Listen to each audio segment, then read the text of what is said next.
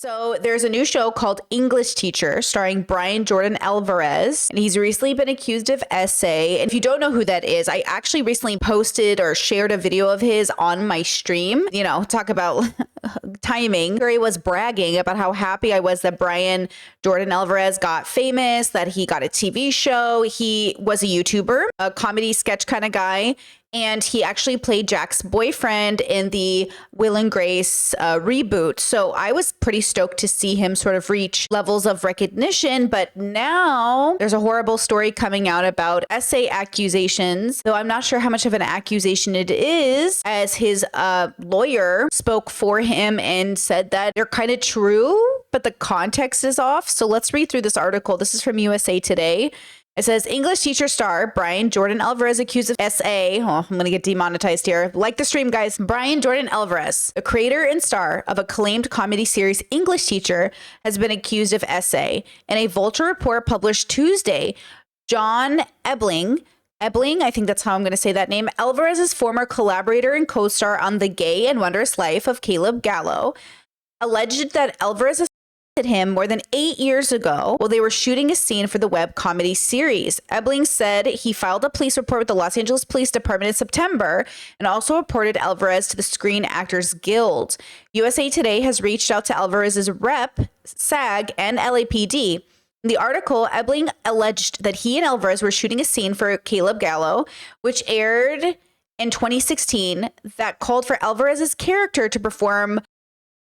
Ebling told Vulture that while shooting the scene, Alvarez pulled down his underwear and actually began performing the act on him. Quote, I am assuming nobody on set knows what's going on under the comforter and I'm just frozen, he said. I didn't know what to do. I'm on set with my director who is me. It was a horrible feeling. I was like, wait a second, I didn't consent to this. We didn't talk about this.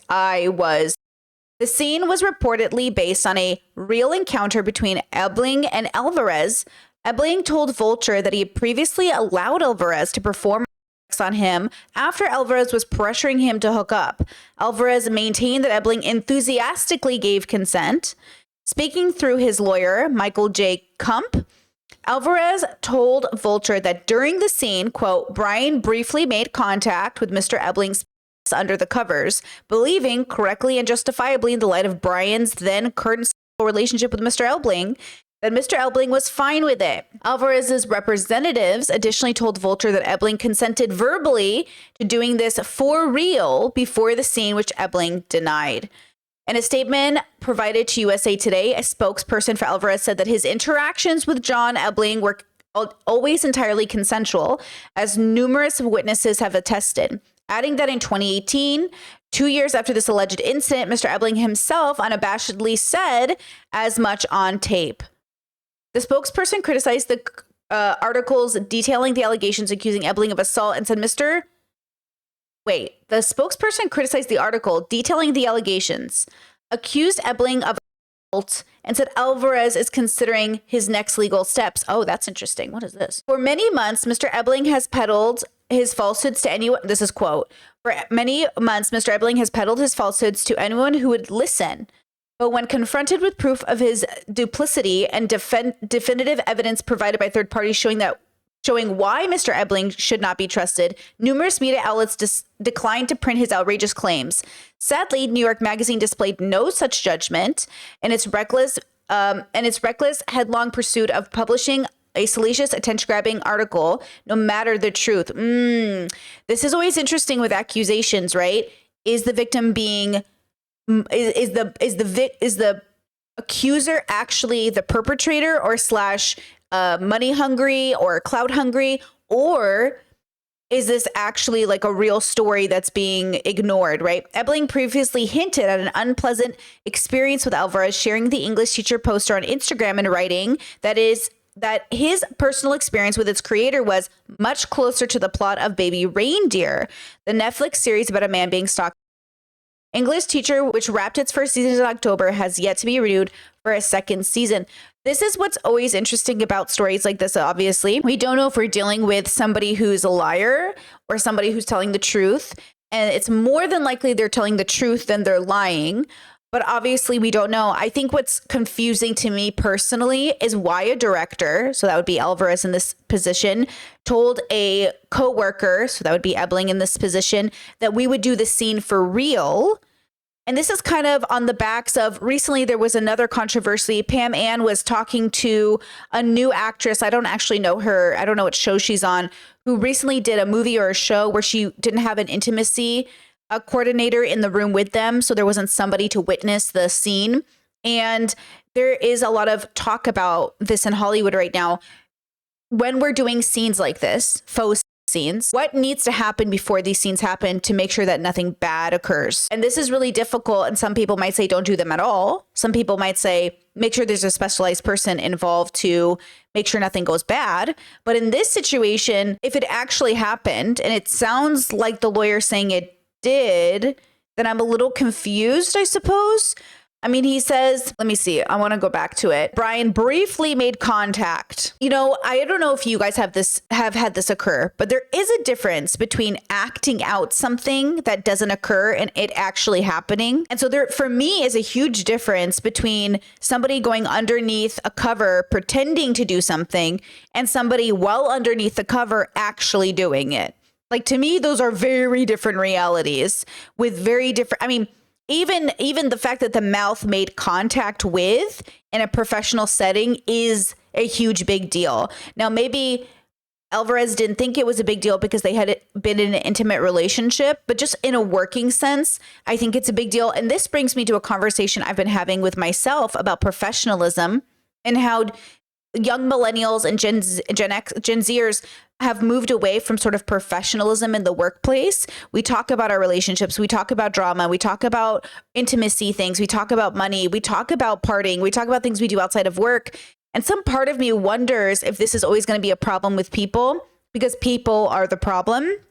And I can see it always happening. Anytime you have group dynamics, anytime you have overlap between friends and working situations, the drama shows up. So coming to work and being professional is a really difficult thing to do when work also overlaps with reality, like racism and discrimination and ableism. So how does it not get personal at work, right? What do you guys think? I'd like to hear some thoughts. Let's see. Chat says very inappropriate, very inappropriate. Chat says, isn't it illegal to do it for real, even with consent, unless they have a adult license though? Maybe, right? Like they have to maintain the same standards as the adult industry if it's not simulated. I thought that's what I'm thinking is, I don't know if Alvarez took liberty to do it on his own as like, haha, but it's not funny. And given the setting, so inappropriate that a part of me is like, he's at fault here and he's the director. So he's the director, right? He's orchestrating the scene. He's acting in it. And then even as a joke, even if you were sleeping with that person, even if all of that in a professional setting, it's deeply inappropriate to do that on camera, even if no one else knows it's going on. That's not the point.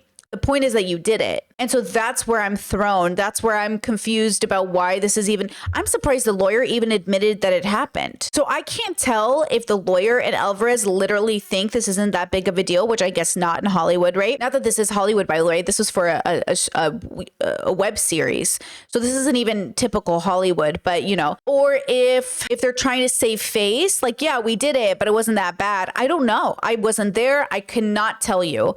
But I can tell you this, it doesn't look good. That's for sure. It does not look good. I can't even imagine why there would be a justification with this. Briefly made contact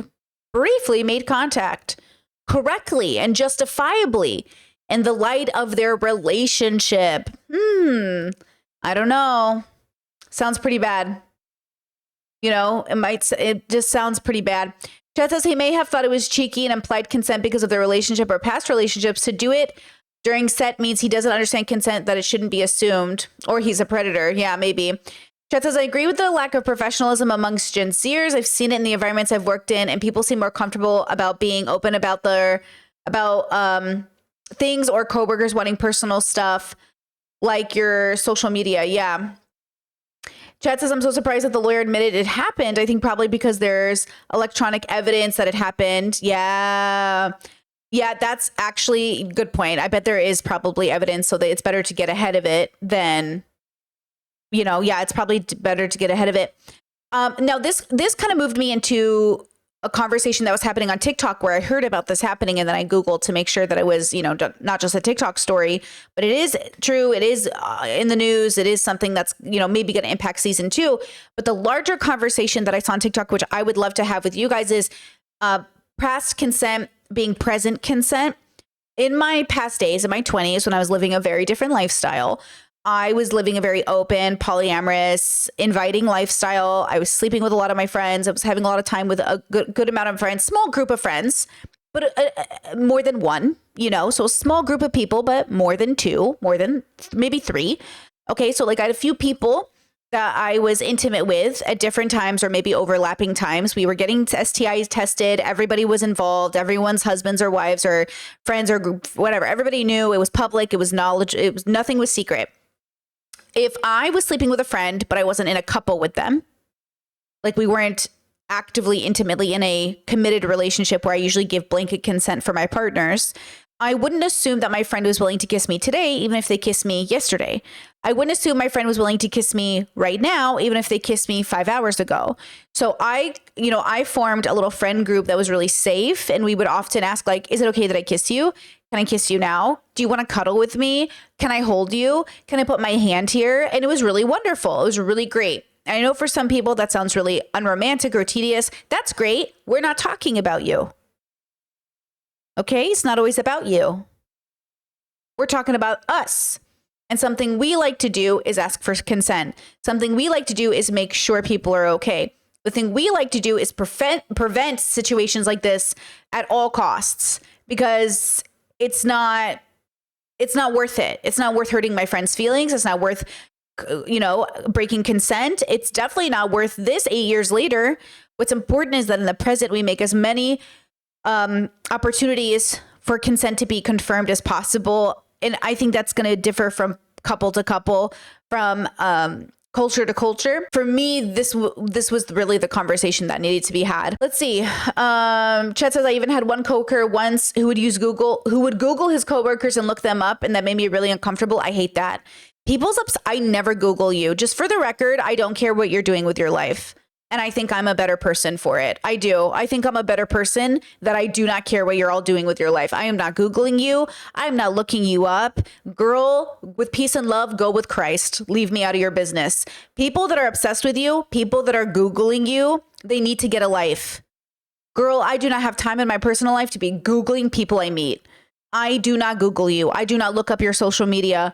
Ma'am, I have a life. I'm so sorry. Super red flag for me when people are obsessed with Googling people. I'm sorry. That's just crazy. That says if active consent found tedious, that's a red flag. Yeah, like if somebody finds consent, like active consent tedious, it's a red flag. Yeah, like if they get exhausted or icked out by it, I think that is a red flag. Yeah. Chet says, when me and my boyfriend started dating, we held hands in private all the time, but I asked him if he was comfortable doing it in public before we did. There you go. Like I said, there's a thing called blanket consent, which I give to my married partner. I gave to committed relationship partners, which was, we're in a committed relationship, whether that was poly or monogamous. I'm giving you blanket consent to touch me, to be intimate with me. I give blanket consent for you touching me middle of the night, whatever. If I'm asleep, whatever. I give you blanket consent, but I also hold and reserve the right, as everybody should, to revoke that consent if, like, oh, baby, I love you, but I've got a headache. I can't right now. Or baby, I love you. I just don't want to. I'm not in the mood. Or baby, I love you. You can try, girl, but like, it's not happening right now. I want to be able to say, I love you so much, but like without it being a shot to your human hood. Without it being a shot to your manhood or womanhood, I'd really like to be able to say no, thank you, to your advances. Let's see. Oh, chat says Alvarez also seems to have a history of boundary pushing and violation. Someone had put a restraining order on him while at USC. Really? Is that? Oh, let's Google that just to confirm on my end. Because as much as we trust the chatters, I want to make sure I do my due diligence as a content creator. And anyone can get a restraining order. Like your stalker could get a restraining order against you. Your abuser could get a restraining order against you. So just FYI, like be very careful about thinking a restraining order means anything. If the judge sees it reasonable, anyone can get a restraining order. It's not like nothing has to be proven for a restraining order to necessarily go through in all states. So it sounds bad, but I want us to heed caution, because if I was thinking about it like this, like if I was an abusive, malicious person, what would I do to get revenge on people? And when I learned you could get a restraining order, I was like, girl, that's the first thing I do, because people think restraining orders mean something. And they don't, by the way. People break restraining orders all the time to murder their victims. So that's the other thing. You can get a restraining order against your abuser. They can just break the restraining order and hurt you. The only thing the restraining order does is allow you to call the police on this person and gives them another check in the box against you as a person. And you can go to prison, basically, if you break the restraining order. But if a person's going to hurt you, Chat says, I used to be a court officer, and it's true. It wasn't difficult to request one and have it granted. And I'm sure other places are different. But yeah, that was my experience where, you know, even like I've seen scammers try to get restraining orders against people as a way to like boost their like credibility, I guess. Okay, hold on. New York Magazine had it, restraining order. Is this the restraining order from this guy, or is this a different person who gave a restraining order? I have New York Magazine on Twitter, but I don't have it on, they don't have a, why isn't NY Mag isn't coming up? That's so weird. Okay, let's see. Here's Twitter. On September 1st, the day before Brian Jordan Alvarez's Fox show English Teacher premiered, John Ebling filed a police report with the LAPD and reported Alvarez to the Screen Actors Guild for a 2016 incident in which he alleges he was on set. Here's a picture. Oh, it's a Vulture article and I can't read it. I get it. I can't read it because I ran out of articles I could read. Oh, wait. No, see? I'm getting this screen. Start your free trial. You ran out of articles you can read from Vulture. Oh, which is New York. Okay, that's why I was confused. Sorry. I was confused because New York Mag wasn't coming up. It's vulture.com now. Is that new? Yeah, New York Mag's Twitter is linking to Vulture. Yeah, look, locking an article like this is beyond a paywall is egregious, by the way. Yeah. But Twitter is not happy that it's behind a paywall. It kind of sucks when they do put things like this behind a paywall. I wish we would figure out a better way. Like, that's kind of crazy. Like, I want to read this article, girl. You know what I mean? But like, I can't be paying $1 to everybody I know. Anyways, okay. Interesting. Great conversation around consent, I think, has to come up here. But I think what we need to focus on is the fact that breaking consent is so common in culture, we don't think it's that big of a deal. And I think it takes all of us to make it a big enough deal for us to shift that culture. So I want to make it abundantly clear that if you see a consent violation, call it out. Don't go crazy with it. Be reasonable, of course, because everything's a consent violation when you send your kid to bed before they want to go to bed. But in circumstances like this, I think we should shift a culture away from assuming you have access to people's bodies because of a previous interaction. I think this is what's key. I remember I had back in the day, I had like a Friends with Benefits. And we would just reconnect every so often. And what we would do is just reestablish boundaries every time we hung out, you know, and they were really cool. We had good energy, but it was like we would just reestablish it instead of assuming access. And I think that really helped mitigate any harm. Chad says, one of my coworkers asked me for money once, $500, and he would double it. And when I asked, what do you need it for? He just yelled, I just need to buy something. It was weird. My bro, he wanted to buy drugs or a lottery ticket. Yeah, that's a no-go, sir. No. Chad says, yeah, and also the assumption that men will be more open to physical advances. The response to Ebling just feels so discrediting because he's a dude. 100%. Yeah, 100%. I think that's the biggest thing here is there's this perception people have, this entitlement to your body because of a past interaction or even a current one. But again, even if they were currently lovers and in a relationship, how is it professional to do this on set? Now, allegedly, I think the article did say that he was enthusiastic. Allegedly, hold on, let's go to it because I just want to confirm I had that right. Because now they're going to turn it around and now they're accusing him.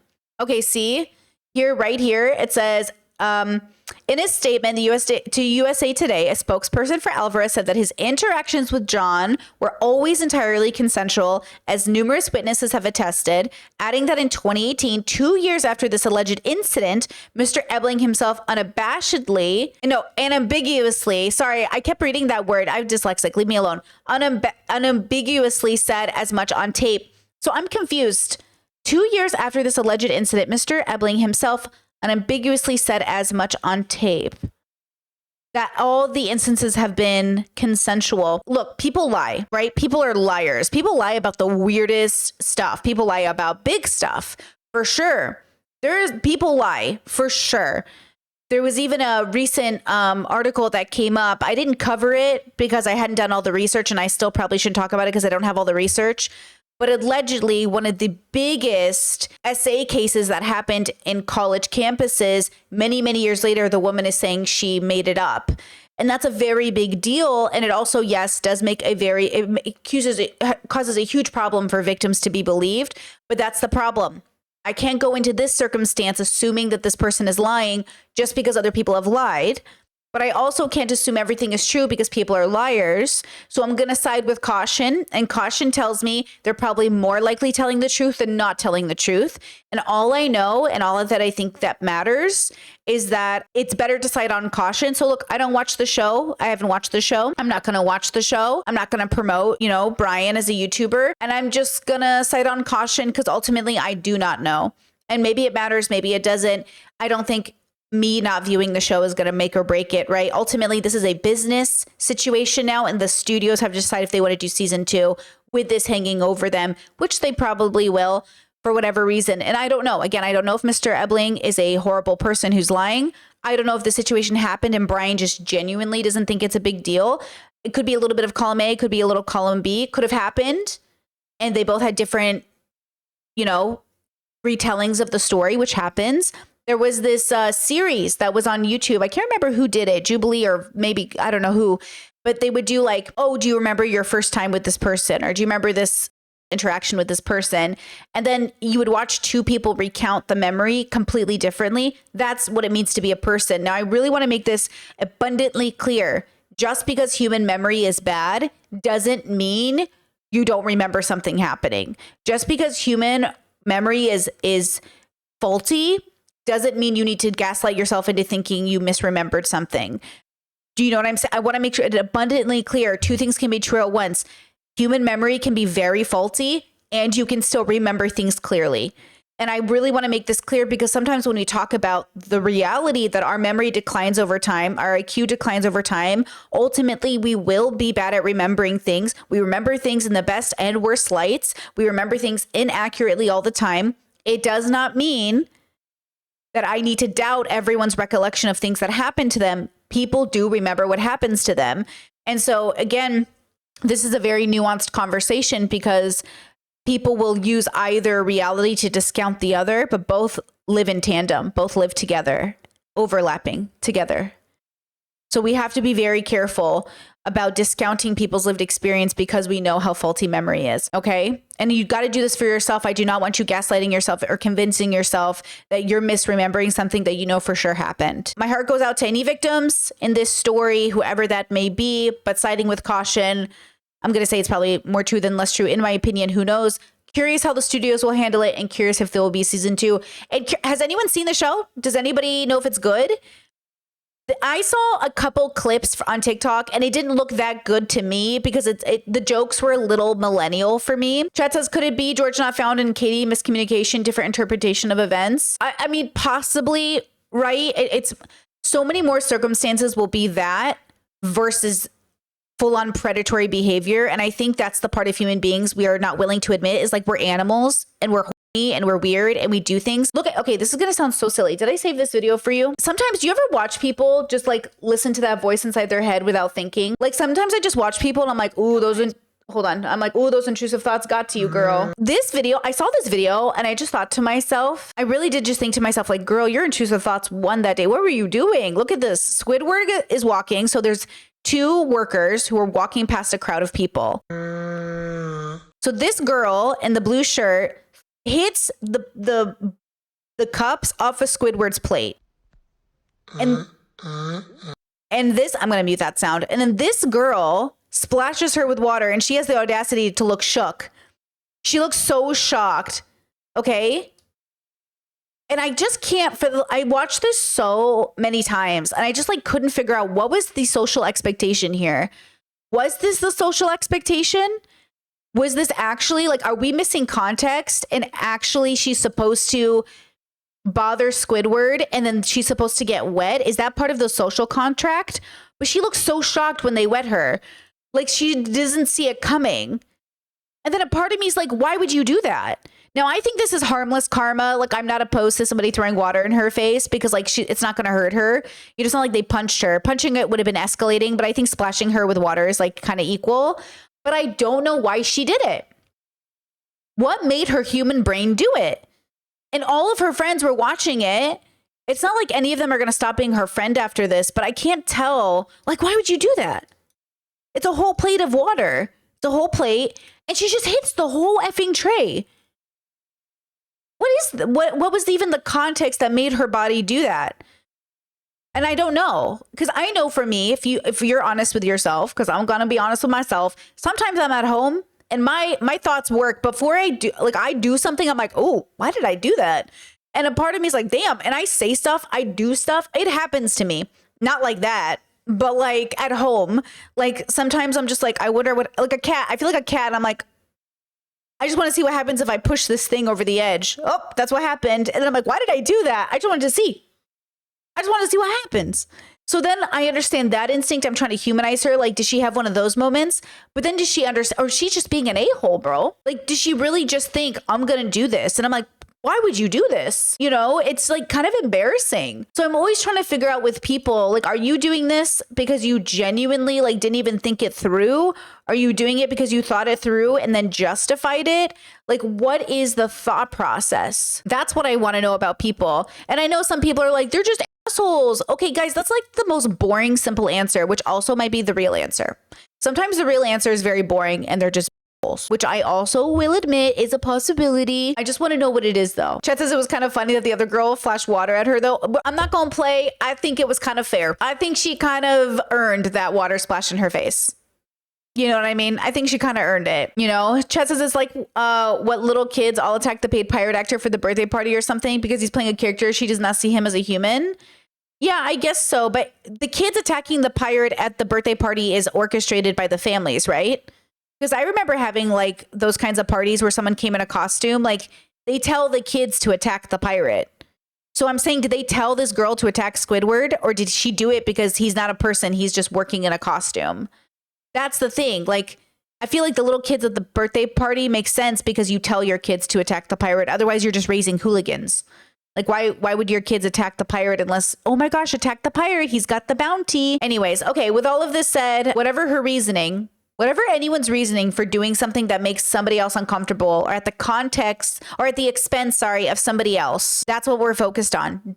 Am I going to do something at the expense of somebody else? And how much of it at an expense of them am I doing it and how directly before I make these decisions? I think that's the point. I think that's the thing that we need to pay attention to anytime we do anything. If I do this, what is it at the expense of? And does it coincide with my values? And then we can think about what we're doing. But that takes a level of self-awareness and introspection. And since I believed we're animals evolved over time, I don't think all animals have access to that form of introspection. I don't think animals have it naturally, though I think it's a tool nature gives us. I think you have to work at it. And I think that's kind of important. Stuck in my head, in real life I'm in bed, my belly's being fed and I'm okay. I'm just fine, yet all I do is whine, not to you in my mind, cause I know I don't make sense. I've been nothing but blessed, so why's my life a mess? Please tell me, cause I'm sick of thinking, yeah, I'm sick of reaching out for the truth